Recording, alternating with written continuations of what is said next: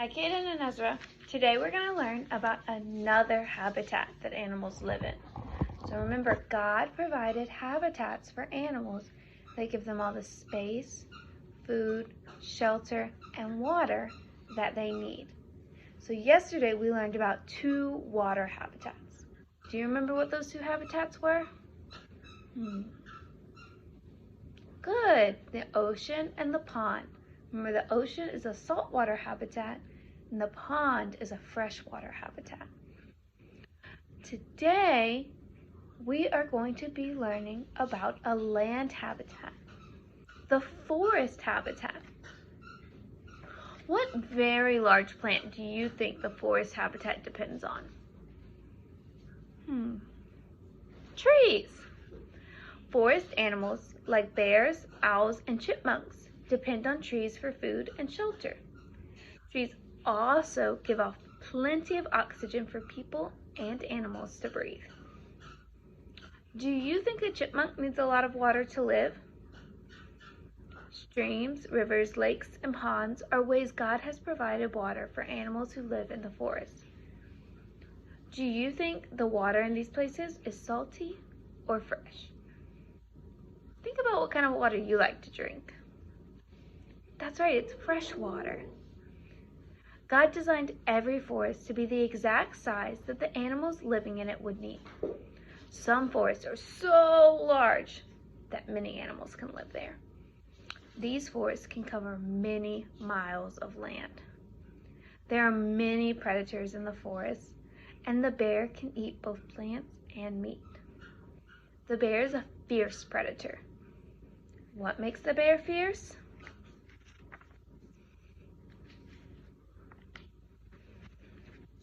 Think about what makes the bear fierce.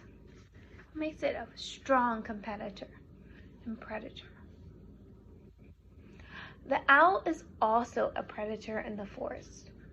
One owl family eats hundreds of mice and rats each year. The owl keeps the mice and rats from spreading diseases that could harm other animals and people. Chipmunks eat nuts and seeds. Do you think a chipmunk is a predator or prey? That's right, they're prey. How do these 3 animals keep the forest habitat balanced? I want you to think about that. How do those animals, the bear, the owl, and the chipmunk, how do they keep the habitat balanced? And see, here is another food chain. So we have the bear that eats one, and this one, this one. Some animals do not have any one place as their home. They go wherever they can find food. Many animals do have homes. If we look closely in the forest, we can find many different kinds of animal homes. Some animals live in holes in trees. Some animals build nests in trees.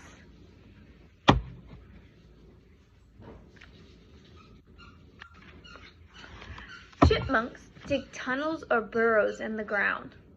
The chipmunk started digging a hole, but he closed it up with dirt. The opening he uses is hidden by tall grass, and he stores nuts and seeds to eat during the cold winter. Chipmunks hibernate in their burrows during the winter.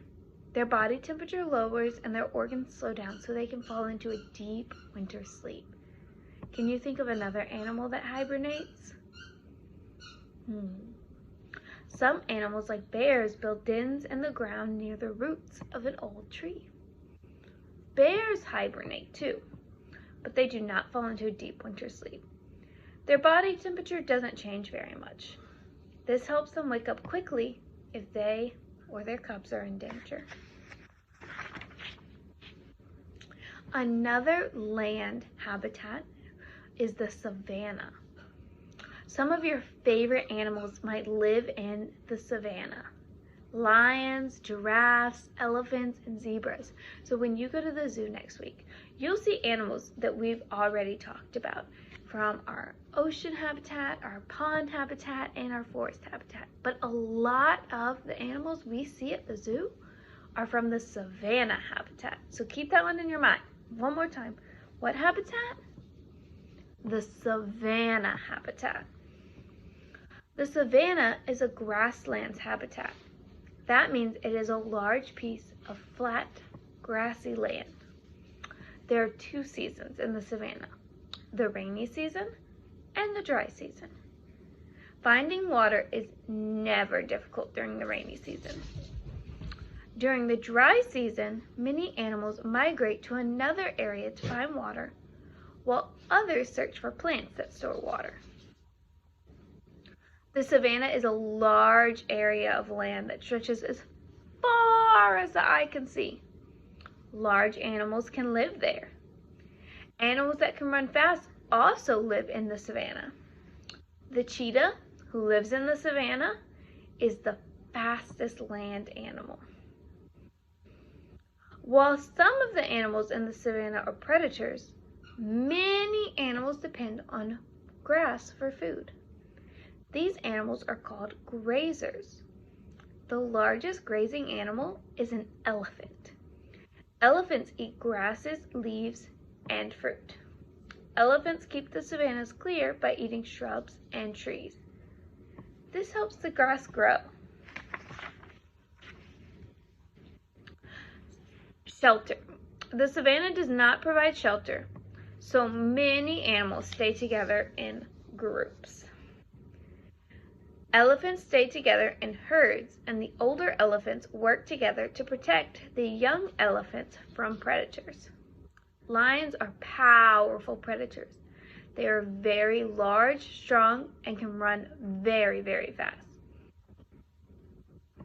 Lions live in groups called prides. A pride can be a large or small community of lions. Lions hunt not only for themselves, but for all the lions in the pride, especially the lion cub.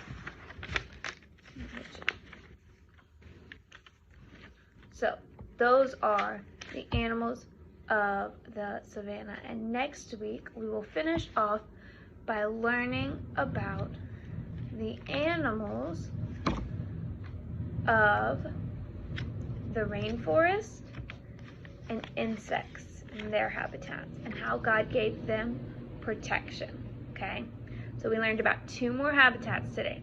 Yesterday we learned about the ocean and the pond. Those are water habitats. The ocean is fresh or salt water and the pond is fresh water. Today we learned about the forest habitat and the savanna habitat. Okay, let me show you what you're going to be doing. So, your first page is page 64. It's right after pages we did yesterday. It looks like this. Okay? And you have to help the animals find their home. So you're going to trace the path from the animal to whichever one is their home. These are animals from the forest that we learned about. Okay?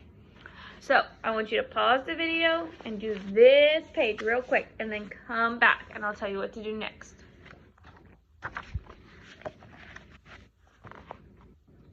Okay, great. You're back. Okay, now we're going to do page 65, the very next page again. Okay, and we have this picture with all of these different animals. Now, this is a savanna habitat. So, I want you to think about what animals belong in the savanna and what animals don't belong in the savanna habitat. Okay, so which animals did we talk about? Remember, we talked about the elephant, the lion, the zebra, the giraffe, the cheetah. So think about which animals might belong here and which don't, okay? The ones that do, you're going to color in really nice. The ones that don't, we're going to X out because they don't belong in the savanna. They wouldn't be able to live there. Once you finish those 2 pages, you'll be done with science for today.